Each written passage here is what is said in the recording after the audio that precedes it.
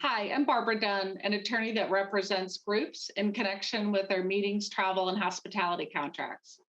And I'm Lisa Sommer Devlin, an attorney that represents hotels and resorts regarding convention and group related matters. And together, we're Legalese with the Ladies, powered by HopSkip.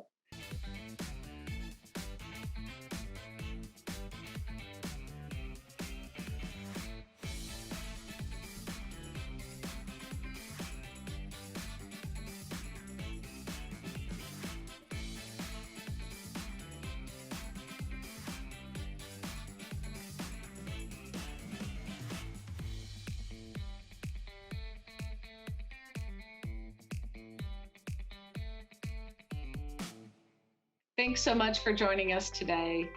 Today's focus is going to be on the so-called housing pirates, those companies which try to attract attendees to reserve hotel rooms through their agency rather than through the group's authorized travel seller. When we think about pirates, you might think about Pirates of the Caribbean or Pirates on the High Sea. It seems like an odd term to use in this context. And yet, for a long time, that has been the word that's most synonymously used with this type of practice. So essentially, the concern is that there are companies out there whose sole job is to try to piggyback on a group's meeting and siphon, if you will, off rooms from the group's hotel block to their hotel blocks. So for example, they'll say, coming to Chicago for the meeting, stay with us. Here are our lowest rates. And the group attendee looks at that and says, heck, these are half the price of the group's rates. This is a really good deal. And then in some cases, they'll go through that process and reserve a room only to find out that it might not be a cancelable reservation, and it might not even be a real reservation at all. So it's a big issue. And it's also an issue for the group in that there's often given a representation that that company is speaking on behalf of the organization, when of course it's not. It's not authorized to do so. And in some cases, even using the organization's name and logo. So as a lawyer representing groups, every day I get probably 10 clients sending me emails saying, hey, I want you to send a cease and desist letter to this organization. We certainly do that. We tell them, hey, you can't do it. You're not authorized, et cetera. Kind of raise fire and brimstone. But often we won't hear back from that housing pirate ever again. They'll either go away like a wave in the night and never see them again, or they'll arise in another way. So it's an ongoing issue in the industry, and it really is one that both groups and hotels are aligned to address. From the group's perspective, my best guidance to groups is that the best defense is a good offense. And that is, make sure you're educating your attendees, your exhibitors, that these pirates are out there, that they may get a phone call or an email from a company representing that they're in connection with the group's meeting. However, reminder that our official housing company is ABC Company, or that housing can only be made through this particular link. And these notices, these announcements need to go out with a regularity, especially knowing that these housing pirates are going to be out there trying to trick people, to siphon people. And it's really important that the group educates. Often I say, put it in pink neon flashing lights onto your website. Let folks know not to fall for these issues. Now, as I mentioned, hotels and groups are aligned as it relates to these housing pirates.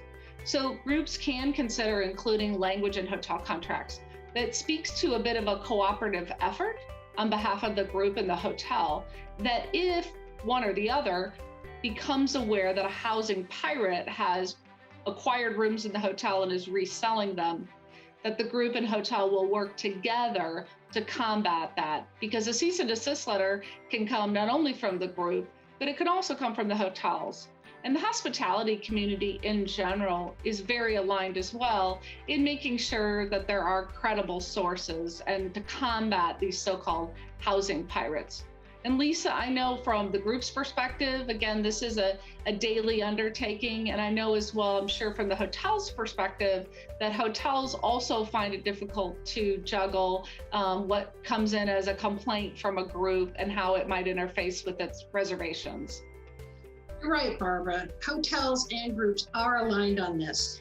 And I see groups requesting clauses saying, hotel agrees it won't allow pirates to do things, or hotel won't do secret marketing. Hotels don't want these pirates out there any more than the groups do.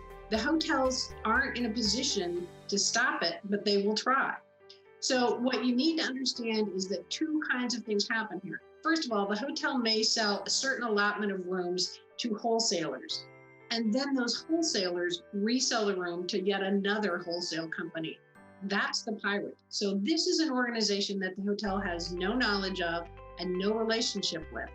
And in the wholesale contract, it always has a provision that the wholesaler is not allowed to sell those rooms to group or other types of events in the hotel. They're only supposed to be sold for specific purposes, usually leisure travelers. And so the contract is not being breached by the wholesaler that the hotel deals with, it's being breached down the line.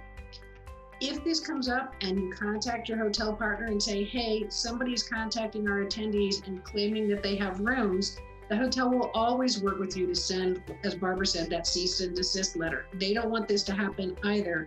They're not engaged in this conduct. And the most frightening thing that happens is that sometimes these pirates don't have any inventory at all. And we have found situations where people have reserved rooms from these third parties down the line. They get to the hotel to check in, and there's no room for them at all. And now they've prepaid, they can't get the money back, and they don't have any place to stay. So the alignment and the partnership here is very important. The parties need to work together to identify when this is happening and reach out to whoever it is that's engaged in that piracy and get them to stop. And I agree with Barbara. I send lots of these cease and desist letters. I think in all the years that this has been going on, I've only actually heard back from one of them. Most of the time, they just go away and look for another victim, and they don't respond to your letter.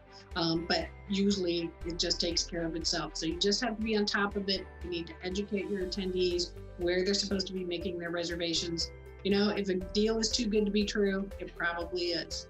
And so keep that in mind when you're working with your housing providers, and educate your attendees and talk to your hotel partners, and they'll be happy to work with you. Barbara? I agree with you, Lisa, and appreciate the hotel's perspective on that. And I think groups too should keep that in mind as well, that they're not alone, that the hotels and the hospitality community in general is out there trying to combat these folks. In addition to trying to sell hotel rooms, often companies like that are also trying to sell attendee data to exhibitors, and also even services such as drayage and shipping as well to exhibitors. So they're out there. And the funny story I'd had in one of the cease and desist letters is in looking up an address for a company in order to send the cease and desist letter. Thanks to our good friends with Google Maps, it was deciphered that the address was to a trailer located in the middle of Alaska. So we could really hone in on this thing. And I picture in my mind folks sitting at their kitchen table, surfing on the web, you know, trying to attract folks to buy these rooms. So it's a common problem. Again, it's one that costs groups a lot of money and headaches as it does hotels, but something definitely to be aware of, and again, be prepared to combat. Thank you for joining us for another edition of Legalease with the Ladies, powered by HopSkip. Please leave your feedback and comments below. We look forward to seeing you again soon.